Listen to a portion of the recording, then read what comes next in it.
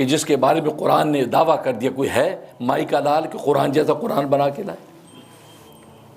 پہلے یہی دعویٰ کہ قرآن جیسا قرآن بنا کے لائے، اور پھر دعویٰ ذرا ہلکا کر دیا کہ قرآن جیسا نہیں قرآن بنا سکتے، تو قرآن جیسی 10 صورتیں قرآن جیسی بنا کے لے کے دکھائے۔ 10 صورتیں نہیں بنا سکتے تو فاتو بصورت من مثلی، قرآن جیسی ایک ہی صورت بنا کے دکھا دو، اور ظاہر ایک بھی بنا سکتے تو یا تو بحدیث مثلی، قرآن جیسی ایک آیت ہی بنا کے دکھا دو۔ لیکن آج یہ لٹریسی کا دور، آج آسمان میں پرندوں کی طرح اڑتے ہیں، دریاؤں میں مچھلیوں کی طرح تیرتے ہیں، صحراؤں کے ذرے گنتے ہیں، پانی میں دوڑنے والے جراثیم کو گن لیتے ہیں، اور کیسی کیسی ترقیات اور لٹریسی آج کس کمال پر پہنچی ہوئی ہے۔ دنیا کے اندر کیسی کیسی بڑی بڑی درسگاہیں ہیں، لیکن قرآن جیسی ایک آیت بنانے کی مجال کسی کو نہیں ملی، کیونکہ اسلام پر ہر طرف سے تو حملے، پیغمبر اسلام پر ہر طرف سے تو حملے، تو کمال تو یہ تھا کہ اگر قرآن کو جھوٹا کرنا تھا اور پیغمبر اسلام کو جھوٹا کرنا تھا، اللہ تبارک و تعالیٰ تو 1400 سال پہلے چیلنج کر دیا تھا، قرآن جیسا قرآن بنا کے لے آؤ، تو گویا کہ محمد صلی اللہ علیہ وسلم آج اپنی نبوت کے دعوے سے گیو اپ کر جائیں گے۔ آج ہم مان لیں گے کہ اسلام جھوٹا ہے، لیکن قرآن جیسی ایک آیت تو بنا کے لاؤ۔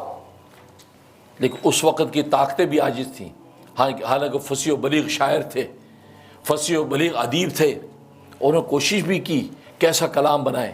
بڑے بڑے شعراء غاروں میں چلے گئے، جنگلوں میں تنہا بیٹھ کے سالہ سال بیٹھ کے لکھتے رہے کہ قرآن جیسی کوئی آیت بنا دیں، نہیں بنا سکے۔ بلکہ ایک بڑا مشہور شاعر کسی غار میں جا کے بیٹھ گیا، کہا کہ جب تک میں قرآن جیسے آیت صورت نہیں بنا کے لاؤں گا اس وقت تک میں سامنے نہیں آؤں گا۔ کیونکہ اصل میں اس وقت عربوں میں رواج یہ تھا کہ جب کوئی شعر لکھتا، کوئی نظم لکھتا، قصیدہ لکھتا، تو بیت اللہ کی دیوار پہ دروازے پہ لٹکا دیتا کہ یہ میں نے قصیدہ لکھا ہے، کوئی مائی کا لال ہے تو اس کا توڑ لکھے، سورج نکلنے سے پہلے پر اس کا توڑ لکھے، یا غروب سے پہلے پر اس کا توڑ لکھ کے دکھائے۔ وہ ظاہر ہے کہ ابھی سورج غروب نہیں ہوتا تھا، کوئی دوسرا اس کا توڑ لکھ دیتا تھا۔ تو اللہ تبارک و تعالیٰ نے اسی پیٹرن کو قائم رکھ کے جب قرآن نازل کیا تو قرآن جیسا کوئی توڑ لے کے آؤ، قرآن کے نے بھی یہ دعویٰ کیا۔ اب جب یہ کہا تو ظاہر اس وقت کا ایک ٹرینڈ تھا کہ بھی جب تک توڑ نہ لکھے تو بار لوگوں کے سامنے آنا شرمندگی کی بات ہے، تو بڑے بڑے فصیح و بلیغ شاعر غائب ہو گئے اور اس کا توڑ لکھنے میں لگ گئے کہ قرآن کا کوئی توڑ لکھے۔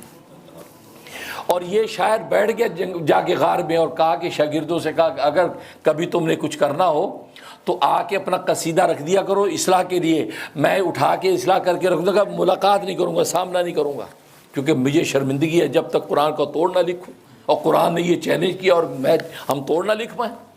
اور ایک ایسے نبی جو نبی امی ہے، بظاہر انہیں کسی سے پڑھا نہیں ہے، بظاہر کی کوئی ان کا استاد نظر نہیں آتا، اور اس کے زبان مبارک سے ایسا کلام سامنے آ رہا ہے، اور ہم بڑے بڑے پڑھے لکھے ڈگریوں والے بڑے بڑے فصیح و بلیغ شاعر، ہماری بڑی شرم کی بات ہے، ہم ملاقات نہیں کریں گے، ہم تمہارے قصیدے کی اصلاح کر دیا کریں گے۔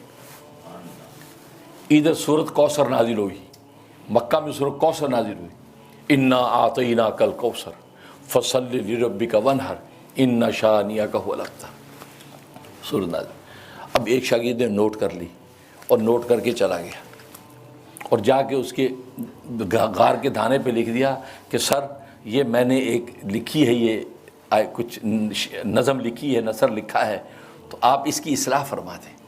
رکھ کے چلا گیا۔ اب وہ رکھ دیتے تھے، شام میں اٹھا لیتا تھا، رات میں اصلاح کر کے لکھ دیتا، صبح جا کے آپ وصول کر لیں۔ ابھی اگلے دن گیا، اس نے دیکھا تو اس میں انہیں اس کی اصلاح کر دی۔ اللہ کیا لکھا؟ انا اعطیناک الکوثر، بے شک ہم نے اے پیغمبر، اے ہمارے محبوب، تجھے خیر کثیر عطا کر دیا، فصل لربک وانحر، پس اس خیر کثیر کے شکرانے میں اللہ کی نماز پڑھ اور اللہ کے راستے میں قربانی دے۔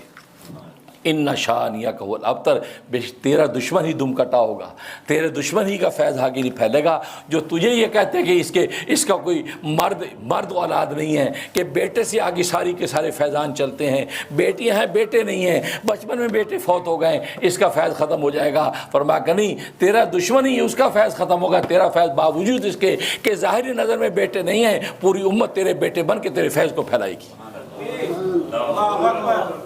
ان شانئک هو الابتر۔ اب یہ جب دیا تو آگے اسے کیا لکھا؟ لیس ھذا الکلام للبشر فرمایا کہ یہ بشر کا کلام نہیں ہے. یار وہ بھی شاعر تھا بھائی. اسے انا اعطیناک الکوثر فصلی لربک وانحر ان شانک هو الابتر. انہوں نے کہا بھائی یہ کہتا کہ میں نے بنایا ہے, شاگرد کہتا میں نے بنایا. نہیں بھائی, لکھا لیس ھذا الکلام للبشر, یہ کسی بشر کا کلام نہیں. یہ وہ قرآن کہ بڑے بڑے شاعر ادیب عاجز آ گئے, لیکن قرآن کریم جیسی ایک آیت اور سورہ بنانے کی مجال نہیں ہوئی.